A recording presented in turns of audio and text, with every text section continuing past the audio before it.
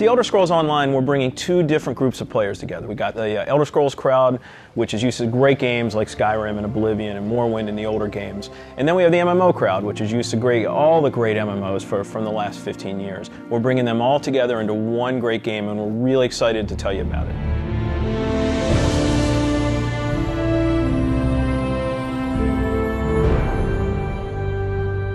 Elder Scrolls Online, everything you need to know about it is right in the name. It's Elder Scrolls, but it's online. And when the team set out, they wanted to create strategic real-time combat. We wanted to create a lot of world immersion. We wanted to create a landscape that was rewarded exploration. But all of that had to be brought together with really great social systems. So Elder Scrolls Online, it's set 1,000 years before Skyrim. And not only is it 1,000 years before Skyrim, but it draws on all the legends and everything that you've read about in the books that you find in Elder Scrolls games. So we've got 20 years of lore to draw upon. We made sure that Morrowind, Cyrodiil, and Skyrim feel like they do in Elder Scrolls 3, 4, and 5. The art style is right in line with those titles. Now you can explore all of Tamriel. You can return to places that you've seen before, and you can explore new places that you've never been.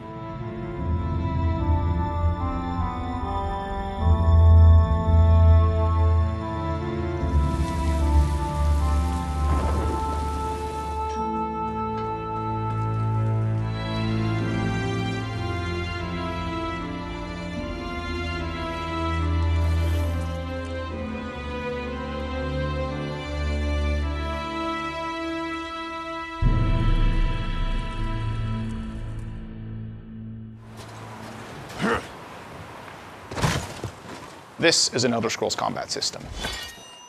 Moving your mouse will make you look around and aim your weapon. You can tap your left click to attack, hold it to power, hold your right click to block, and of course sprinting, crouching, and sneaking around play a role.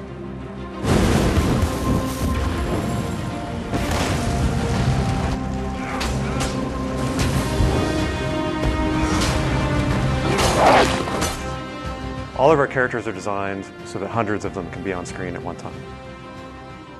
You're going to have lots of customization options to make your character look unique. You'll find Dwarven armors, Daedric armors, Elven armors, basically all the types of armor styles and customization options that you expect from an Elder Scrolls game and the Elder Scrolls lore.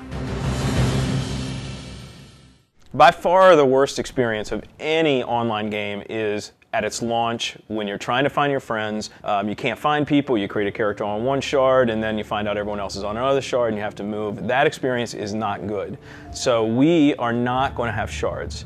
We have a technology we call Mega Server, where all players are on one server. So all your friends are right there, you just create a character, you click play, and you go. The game is smart about where to put you. They put you in game spaces with your friends, with your guildmates. It's a way to be connected with everyone, and the game figures out where to put you.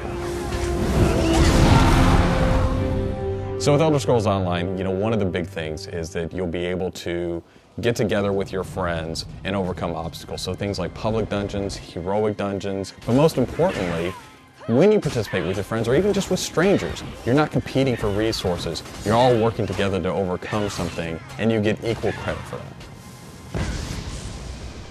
As a player, you're able to start off by picking one of 9 races. You'll be able to pick a class, so that's just the start though. From there, all of the choices you make with quests, all of the choices you make in which abilities you choose, which weapons you use, which armor you use, really help make your character stand out in the world. The basis for the customization system in Elder Scrolls Online is that you can use whatever weapon or armor type you actually want to use. You can play as a heavy armor character who's a tank with bow, or you can play as a mage who uses a two-handed weapon, or you can play as a sneaky guy who runs around healing people. The combination that you selected out of what armor type you use, what weapon type you use, and what class you use really creates a unique character experience for you. One of the things you're going to be able to do that's going to make you stand out is you have perks. For instance, perks allow you to become a werewolf or a vampire, or maybe even have special pets. But it's not just about that. There are other things like how you increase your stamina, how you increase your magic, or how you increase your health that really take you from your initial class choice and it makes you stand out because you're saying, these are the things that are important to me. This is the way I want to play. This is the role I want to take in combat.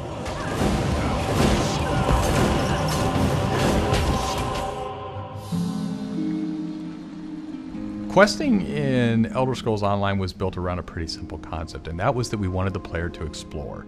And we wanted, when the player explored, for them to be able to see something around a corner and say, oh, well, I was on this quest, but now I see something over there that's really interesting. And so they had this decision point of, you know, which thing do I do next? And that's really where we want the player to go. It's not what do I do next, it's which one of these things do I do next.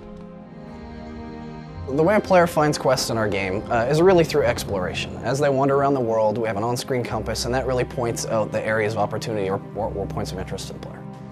When the player finds a point of interest in the world, this is really where all of our story content is. And they're an opportunity for the player to make a change in the world. And a really good example of that is there's a werewolf invasion. When the player gets there, they fend off the werewolf invasion, they save the town, and every time you come back to that village, you'll be remembered and thanked by the villagers. The werewolves will be gone just like you would have in Oblivion as the hero of Clutch. Once you hit level 50, that's really where the game opens up. At this point, you're going into Cyrodiil to PvP, or you're deciding you want to go on a heroic raid with your guild and your friends, or maybe you might go into an adventure zone, which is our way of getting you into a zone where you can play solo, you can play with a small group, or you can play with a really large group to overcome obstacles.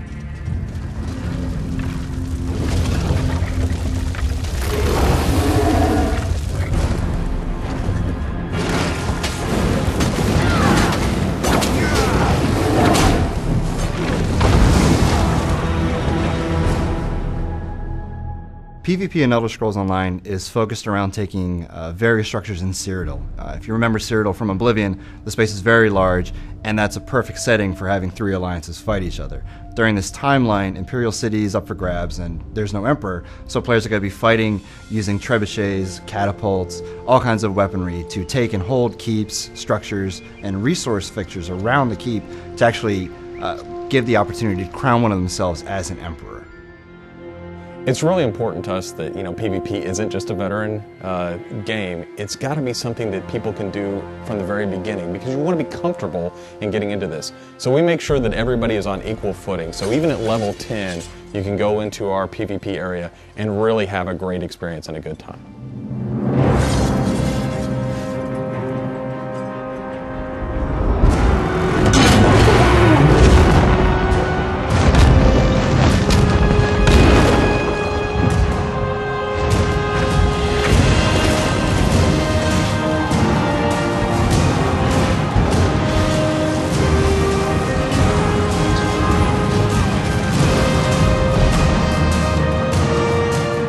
With a game the size of the Elder Scrolls Online, it's really hard to, in one demo, one presentation, one video, to list everything about the game. So what you've heard today are the basics. Over time, we're going to go into more depth in everything you've heard about today, and then all the other systems which we haven't talked about yet. All these elements are going to come together and make Elder Scrolls Online the next great online RPG.